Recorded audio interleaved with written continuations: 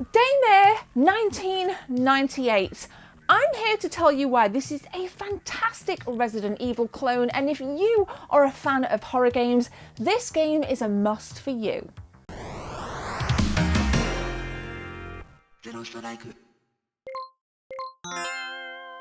Daymare 1998 launched 2 days ago on console, and I do believe it's only out on the PlayStation 4, so I'm speaking specifically to PS4 owners. It was made by a bunch of indie devs, 10 in fact, and it's clear to me that those devs were so into their horror, as there's so many Easter eggs, not just from games, but from films as well. Now, so far into this, I'm about 6 hours in, and I'm on chapter 3. You can hear my dog at the door. Chapter 3 out of 4, and I am thoroughly enjoying this. The plot is still mildly unclear to me. What I can tell you without spoilers is that every chapter I've played so far, you've been a different character. You get a little bit of backstory on those characters, but not too much. From what I'm led to believe, everything comes together at the end. The first specific chapter is a little bit dull in terms of its colour palette, but you're set in this kind of industrial warehouse, lots of zombies around, very minimal ammo. I'm playing on normal mode. There's 4 different difficulty settings. The game looks really good, considering it is like an indie game. It's not a AAA studio. Yes, there are some flaws in the graphics, but this game does hold up very well and does actually look better than some of the games that I've seen from AAA studios. So, whew, Daymare 98, baby. So yeah, the chapter 1, kind of digressing, I'm not excited. Kind of industrial. You play as Liev, I think his name is, and it's very much kind of think Dead Space kind of environments, Doom almost, kind of small spaces, almost tunnels that you've got to walk through with your weapon. Sometimes zombies are coming towards you, so there's a lot there with the kind of memories and nostalgia from playing kind of other horror games. Chapter 2, you play, I've forgotten his name completely, but you're in a hospital, and I'm not going to say it, I nearly spoilt it, but you're in a hospital, and again, lots of puzzles to do, lots of items to collect, lots of kind of backwards and forwards, but everything just seems really well written. Like, nothing seems redundant, you know. It's kind of not a case of kind of go in here, collect this, come back, fit it, go here, collect this, come back, fit it. You cover a lot of ground, a lot of varied ground within quite a short space within the hospital, and it does a great job at providing jump scares at the right time. It's very moody in its lighting. The sound design is phenomenal. I mean, I have my Razer Thresher Ultima 7.1s, and honestly, at times on the stream, if you watch it, I would like turn around and be like, somebody there, like literally, like somebody there. So I'm blown away for a non-AAA studio. How good Daymare freaking sounds. So, wow, honestly. Oh, and I will say another thing about chapter 1. When you kind of come out of the industrial zone, there's loads of Silent Hill vibes, because you're out on a street. It's very foggy. Well, it's actually gas, not fog.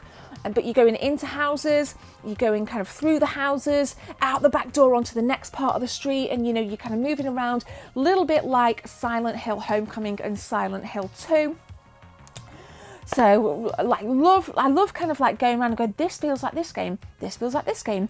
And then you see some really cool nods to games that they've loved. Like, there's an Easter egg in, which I put out on my Instagram. You can go and watch it on my Instagram, of like, it says Full Life 3, meant to be Half-Life 3. It's got the Valve logo in a different colour on an arcade machine. It looks wicked. And then, there's this radio on chapter 2, and it's the frequency that's lit up on the screen is 140.15. Metal Gear Solid. There's loads of really cool things. So I really love the Easter eggs in it. They're dead easy to spot. So I kind of love that. So level 3 I've just started, and this for me is the most Resident Evil 2 that I felt within this game. You start out, you have to kind of escape an apartment block, go down the fire escape into the streets. There's coppers everywhere, there's police cars, things are on fire, lots of neon popping signs, zombies absolutely everywhere, key cards to collect. I mean, it just oozes charm, and I can't shout about this game enough because it needs more press. It needs more press. Now, little bit of backtracking. This actually came out on PC way before it landed on PS4. I think it came out around the kind of third, fourth quarter of 2019. And there are some decent videos out there. There's also some bad videos out there that say, you know, avoid this game, it's crap, blah, blah, blah, blah. The voice acting's sketchy. And yes, sometimes the voice acting and the script work do leave a little bit to the imagination. But we have to kind of take this at face value for what it is. You know, Capcom didn't make it.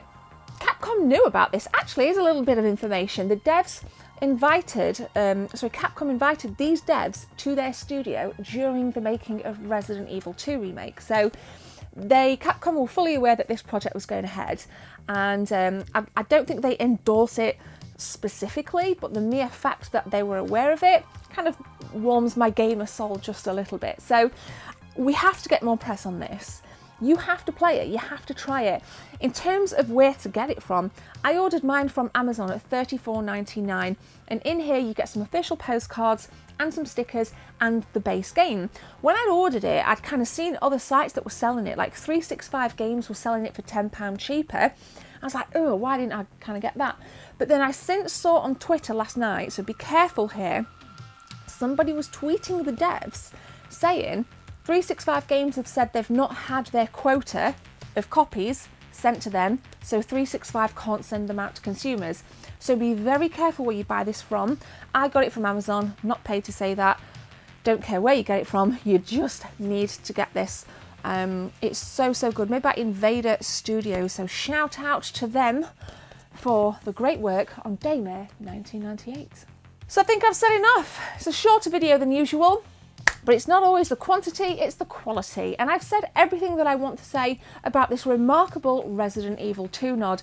Let me know if you buy a copy, let me know what you think of this video, and if you've played it, share some of your thoughts. But in the meantime, I'd love it if you guys can hit that subscribe button and share this video to Twitter using the hashtag Team24. I'm gonna leave it there for now. My name is Gemma, take care, see you soon.